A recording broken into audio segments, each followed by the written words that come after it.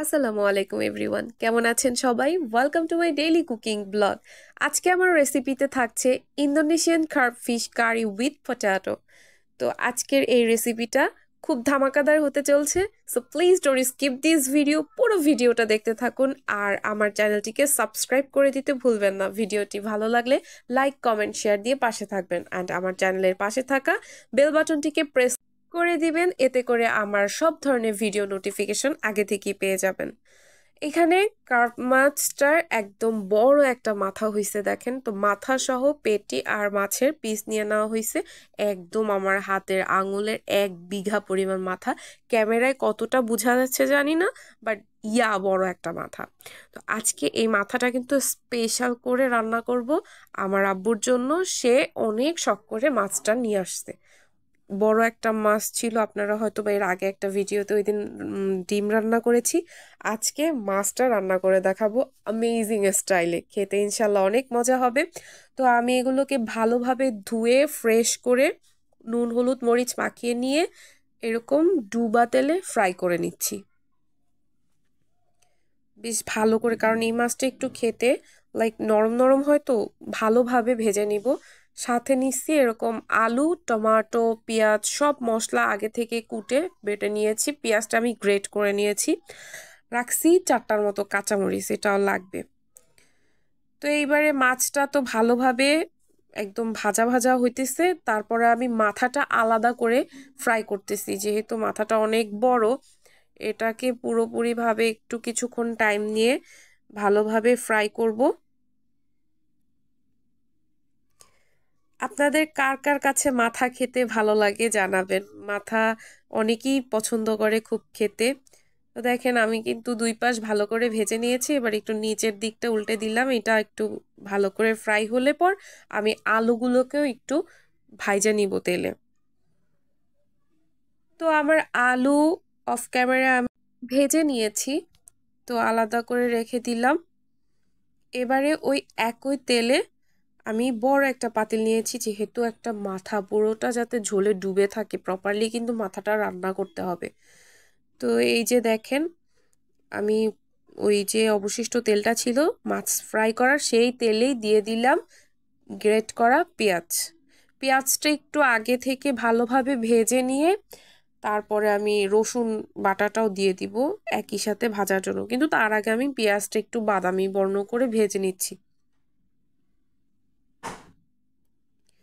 ভাজা হয়ে আসলে পর এখানে আমি, যেহেতু মানে এই মাছটা হচ্ছে গিয়ে ইন্দোনেশিয়ান কার্প মাছ, এই সকল মাছে যেমন রুই মাছে এসে আমি অল্প অল্প করে সব মশলাগুলোই দেওয়া ট্রাই করি, যাতে এক্সট্রা কোনো বাজে ফ্লেভার না আসে। আর ধোয়ার কথা তো বাদই দিই, খুব সুন্দর করে গরম পানি দিয়ে লেবু দিয়ে আমি ক্লিন করেছি। তো এখানে দিয়ে দিলাম রসুন বাটা 1 স্পুন পরিমাণ, আর আদা বাটা দিয়ে দিছি 1 স্পুন পরিমাণ। সাথে একটু জিরা ফ্লেক্স, জিরাটা আমার বাটা নাই, ফ্লেক্স আছে, ফ্লেক্সটা দিয়ে দিছে, আপনারা চাইলে বাটাও দিতে পারেন। এগুলো দিয়ে একটু ভাজা ভাজা করে দেন এখানে কি হয়েছে, আমি একটু কাজে আসছিলাম, তো অফ ক্যামেরা আমি তাড়াহুড়ো করে দিয়ে গেছি মশলা, বাদ বাকিটা আমার ক্যাপচার করতে ভুলে গেছি। এখানে দিয়েছি আমি 1 চামচ পরিমাণ ধনিয়া গুঁড়ো, 1 চামচ পরিমাণ মরিচের গুঁড়ো, যেহেতু রাঁধুনি যে যেরকম ঝাল খান ওরকম দিবেন। তারপরে আমি 1 চামচ পরিমাণ হলুদ গুঁড়ো, এগুলো সব দিয়ে টমেটো কাঁচামরিচ দিয়ে মশলাটা কষাতে দিয়ে গেছিলাম। তো এই যে দেখেন কষানো হচ্ছে, ভালোভাবে কষানো হবে পর আমি এর মধ্যে ওই ভেজে রাখা আলুগুলো দিয়েও কিছুক্ষণ কষাই নিব ভালোভাবে। তারপর কি করব জানেন, এই যে আলুটা দিছি না কষাইতে, আমি আলাদা করে এই কষানোর মধ্যে আমি মাছের মাথাটাও দিয়ে দিব। বিকজ মাছের মাথাটার মধ্যে একটা ভালোভাবে মশলা ঢুকার বিষয় আছে, হ্যাঁ। প্রপারলি মশলা না ঢুকলে কিন্তু ভালো লাগে না। তো আমি সবসময় ট্রাই করি, যদি কোনো বড় মাছের মাথা হয় আমি ভাজি তো এমনি, তারপর আবার ওই মশলার মধ্যে আলাদাভাবে যখন কষাই তখন ওইটা দিয়ে দিই, মাথাটা, শুধু মাথাটা দিব। তো এই আলুটা একটু দেওয়ার পর যখন ভালোভাবে ফুটলো তখন আমি মাথাটা দিয়ে আলু মশলা সব একসাথে কষাই নিচ্ছি।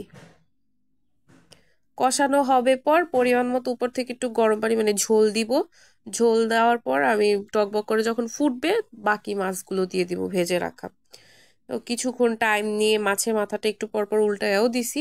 তো ভালোভাবে দেখেন কষানো কিন্তু হয়ে গেছে, একদম উপরে তেল ছেড়ে দিয়েছে। তারপরে আমি এখন 2 কাপ পরিমাণ পানি দিয়ে দিব এখানে। খুব বেশি ঝোল রাখবো না, এই মাছ ঝোল রাখলে একদম ভাল লাগে না, ভাজা ভাজা করলেই ভালো লাগে। তারপর আজকে আমি রিকোয়েস্টে এই আলু দিয়ে সুন্দর করে রান্না করতেছি, এত সুন্দর করে রান্না করতেছি গাইস। আপনারা যদি এরকম ট্রাই করেন, ওই গন্ধ, তারপর এই মাছ যারা না খান তারাও আঙুল চেটে পুটে খাইবেন। জাস্ট কালারটা দেখেন কত সুন্দর হয়েছে।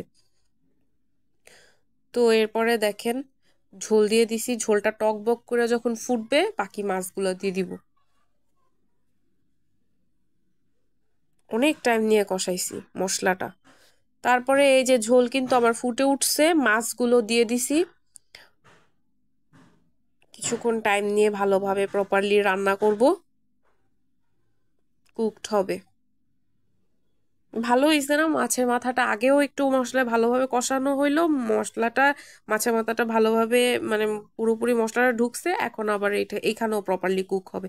আপনারাও এরকম ট্রাই করবেন, ওই গন্ধ জিনিসটা আর থাকবে না মাছের মাথায়। তো দেখেন আমার ঝোল কিন্তু অল্প অল্প করে আস্তে আস্তে পুরোপুরি শুকিয়ে যাচ্ছে। আমি ধনিয়া পাতাটা উপর থেকে দিয়ে দিলাম, আর একটু সামান্য টানাবো ঝোল, মাখা মাখা করে উঠাই ফেলবো। এত সুন্দর মাছের ঘ্রাণ বের হইছে, বাবা মাশাল্লাহ।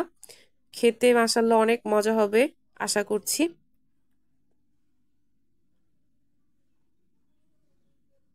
আগেও তো রান্না করছি এরকম, সবাই খুব পছন্দ করে, এই ডিমান্ডে এরকম করে রান্না করছি, আপনারাও ট্রাই করবেন। তো এই দেখেন আমার রান্না কিন্তু প্রায় কমপ্লিট হয়ে আসছে, আমি উঠাই ফেলছি।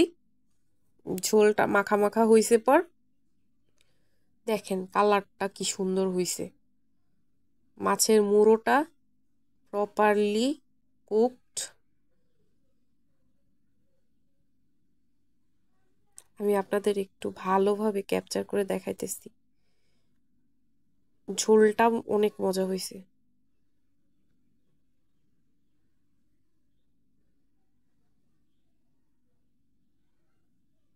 এরকম মাখা মাখা করে রান্না করবেন, খুব বেশি ঝোল রাখবেন না। তো গাইজ আজকের আমার এই মাছের রেসিপিটা আপনাদের কাছে যদি ভালো লেগে থাকে, লাইক কমেন্ট শেয়ার দিতে ভুলবেন না। এইভাবে একবার হলেও বাসায় ট্রাই করবেন। আজকের মতো এখানেই শেষ করছি। আল্লাহ হাফেজ।